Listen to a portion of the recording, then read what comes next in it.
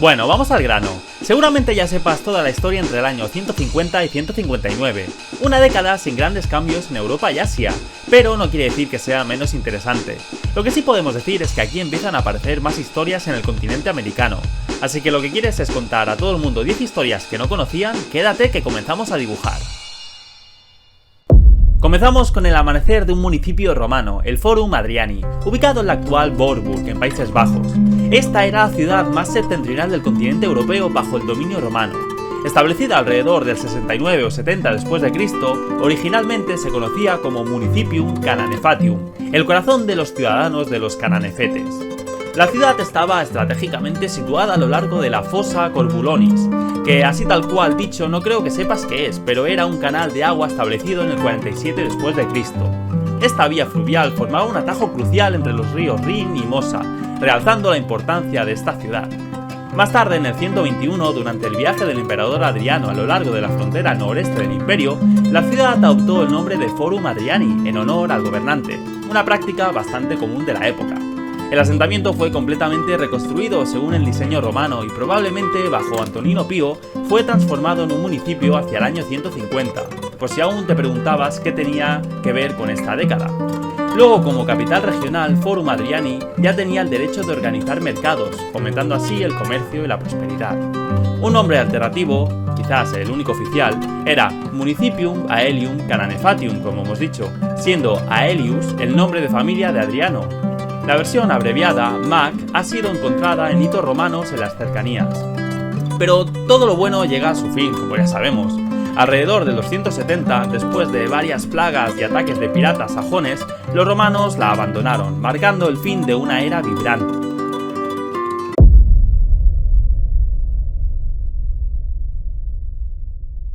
La Gran Pirámide del Sol, el edificio más grande de Teotihuacán y uno de los más grandiosos de Mesoamérica, se erige como un testimonio del poderío arquitectónico de sus constructores. Con una altura de 63,4 metros, una vez estuvo adornada con un templo y un ídolo masivo. Hoy solo queda una plataforma cuadrada algo irregular. La construcción de la pirámide comenzó durante la fase Zacuali, desde el año 1 al 150 después de Cristo. Un periodo en el que Teotihuacán emergía como la ciudad principal de Mesoamérica. Curiosamente, el núcleo de la pirámide está hecho de adobe y una vez estuvo completamente cubierto con pinturas de estuco.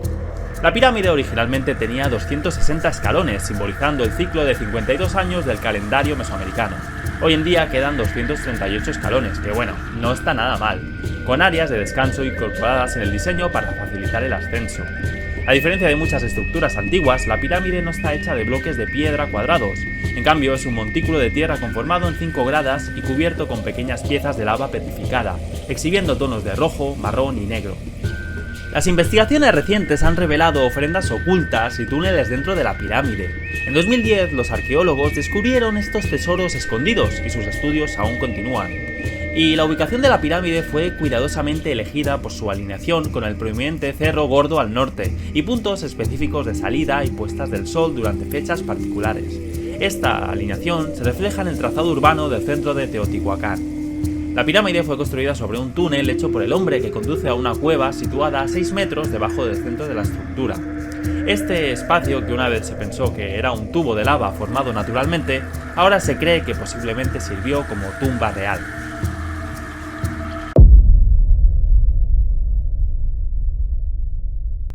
Estamos en el año 152, una época en la que el mapa mundial era un lienzo de cambio constante.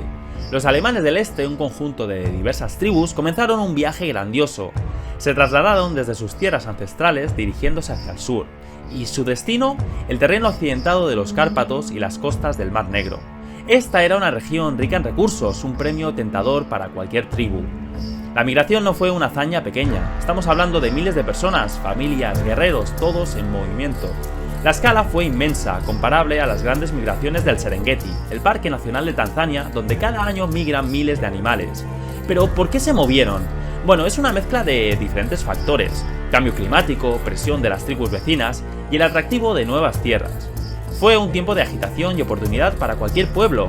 Moverse era bastante más fácil. El impacto fue algo significativo. Esta migración remodeló el paisaje cultural y político de la región, preparó el escenario para siglos de interacción forzosa entre los pueblos germánicos y el Imperio Romano.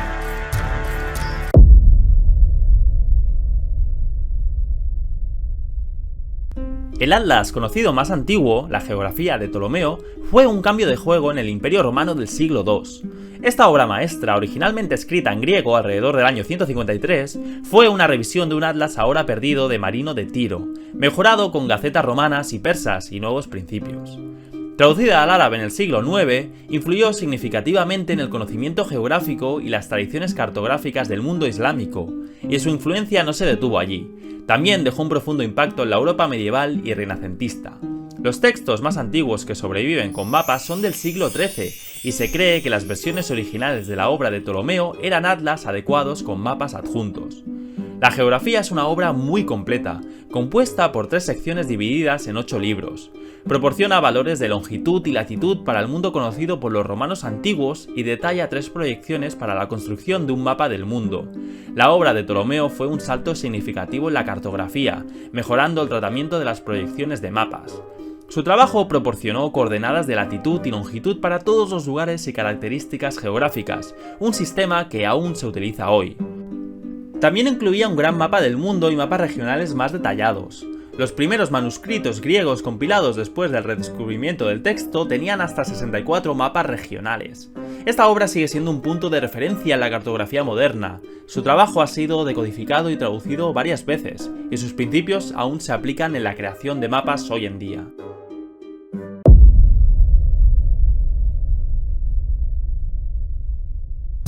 En esta década, el periodo de la cultura preclásica media de la civilización maya, una época de desarrollo y crecimiento significativo, llegó a su fin. Esto marcó un cambio crucial en el curso de esta antigua civilización. Conocida por su sofisticado sistema de escritura y su destreza astronómica, tanto que se hizo muy famosa en el año 2012 por su teoría del fin del mundo, prosperó en un área que hoy incluye el sureste de México, Guatemala, Belice y partes de Honduras y El Salvador. En su apogeo, la civilización maya albergaba a más de 6 millones de individuos, una población parecida a la de la actual Dinamarca. Hablaban más de 28 lenguas mayas sobrevivientes y residían en casi la misma área que sus antepasados.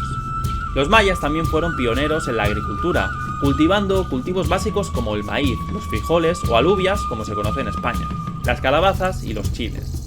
Sus primeras ciudades se desarrollaron alrededor del año 750 a.C., mostrando una arquitectura monumental y fachadas de estuco intrincadas. Este periodo introdujo la última etapa antes del periodo clásico de la civilización maya, que vio el desarrollo de muchas ciudades-estados vinculadas por una compleja red comercial. Dos grandes rivales, las ciudades de Tikal y Calakmul, emergieron como entidades poderosas. Los mayas desarrollaron formas de arte sofisticadas utilizando materiales como madera, jade, obsidiana, cerámica, monumentos de piedra esculpida, estuco y murales finamente pintados. Su destreza intelectual era evidente en su avanzado sistema de escritura y complejos calendarios rituales. El fin del periodo de la cultura media del preclásico maya marcó un cambio significativo en la civilización, preparando el escenario para la próxima fase de su historia. El legado de los mayas continúa influyendo en la cultura centroamericana moderna y más allá, como hemos visto en la cultura popular del siglo XXI.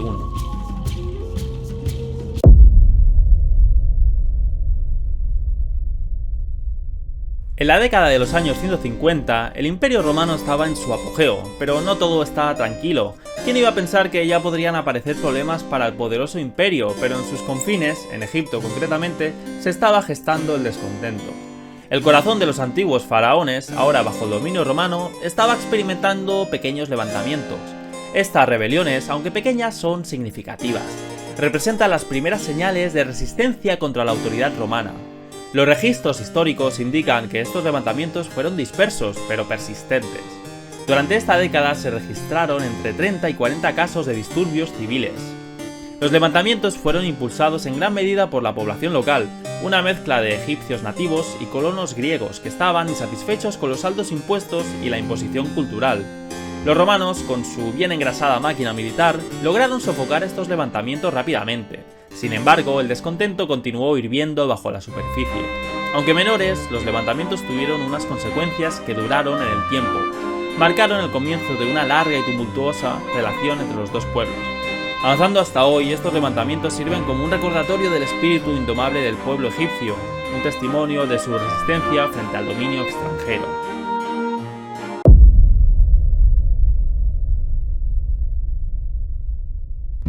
Descubierta en 1986 cerca de La Mojarra, en Veracruz, México, la Estela 1 de La Mojarra es un monumento mesoamericano que data del año 156. Este artefacto de piedra caliza, que pesa 4 toneladas, se encontró no muy lejos del sitio arqueológico de Tres Zapotes. La estela mide 1,4 metros de ancho y 2 metros de alto, y está adornada con alrededor de 535 glifos que corresponden a la escritura epi-olmeca, uno de los registros escritos más antiguos conocidos de Mesoamérica. Este monumento de la cultura epi-olmeca hace más que simplemente registrar los logros de un gobernante, los sitúa dentro de un marco cosmológico de calendarios y eventos astronómicos. La piedra presenta un retrato de cuerpo entero de un hombre con un tocado y un traje elaborado. Sobre la figura se han grabado 12 columnas cortas de glifos en la piedra, a las que se suman 8 columnas más largas a la derecha de la figura. Entre estos glifos se encuentran 2 fechas del calendario de cuenta larga mesoamericana, un tipo de calendario no repetitivo que corresponden a mayo del año 143 y julio del 156, proporcionando una visión del antiguo concepto mesoamericano del tiempo. El desciframiento de los glifos nombra a la figura representada como Señor de la Montaña de los Cosechadores. La narrativa incluye su ascenso al trono, un eclipse solar, apariciones de Venus, guerra y sacrificio humano. Este desciframiento ha generado debate entre los académicos. La resolución de este debate probablemente necesitará esperar a futuros descubrimientos arqueológicos, lo que convierte a la Estela 1 de La Mojarra en un fascinante tema de investigación en curso.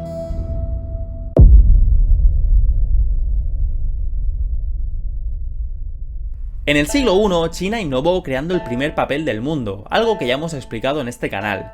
No era una hoja de impresora común, sino un material delicado y artesanal, una revolución en la tecnología de la información. Avanzamos hasta el siglo VIII. Este prodigio chino comenzó su viaje hacia el oeste, atravesando la Ruta de la Seda, la red de rutas comerciales que se extendía a más de 6.400 kilómetros. Los sogdianos, antiguos comerciantes de Asia Central, jugaron un papel crucial como intermediarios.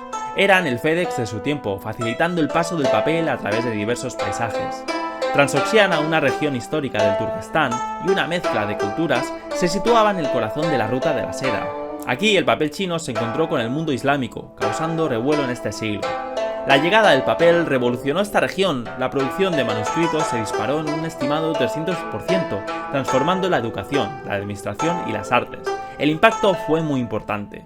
Desde Transoxiana, el viaje del papel continuó. Para el siglo X había llegado al Medio Oriente y para el siglo XII a Europa, cambiando para siempre la historia. Hoy en día debemos nuestros libros, periódicos e incluso nuestro papel higiénico a esta antigua invención china y su épico viaje a lo largo de la Ruta de la Seda. Así que la próxima vez que anotes algo, recuerda de dónde viene y su largo viaje para llegar hasta aquí.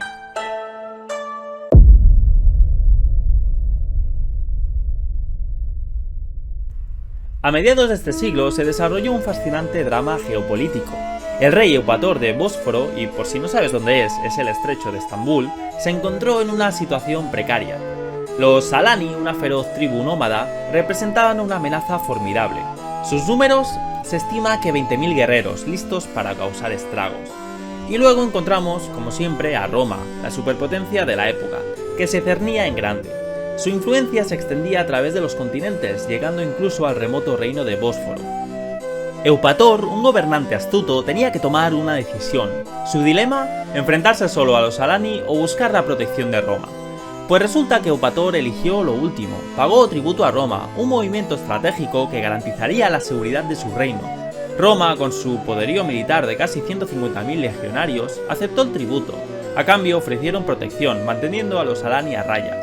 Las consecuencias de esta decisión marcó un momento irreversible en la historia de Bósforo, dando forma a sus futuras interacciones con Roma y los Alani. Es un testimonio de la danza intrincada de poder, supervivencia y diplomacia en nuestro pasado compartido.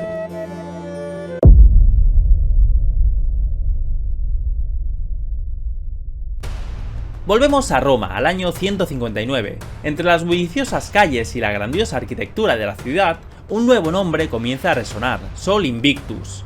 No es solo otra deidad añadida al panteón romano, sino un símbolo de un cambio significativo en el pensamiento religioso. Sol Invictus, a diferencia del panteón tradicional, representa un único y supremo poder.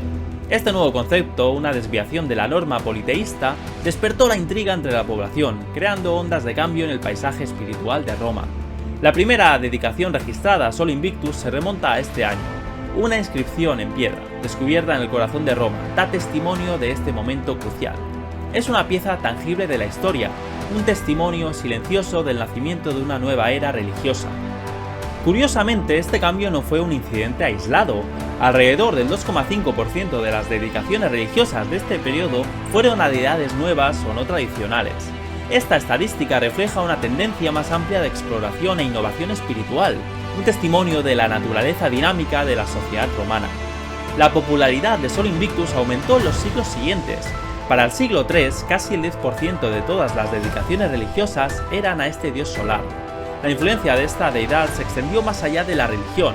El emperador Aureliano, en el año 274, incluso estableció un día de fiesta, el Festival de Nacimiento del Sol Inconquistado, desde el 22 al 25 de diciembre.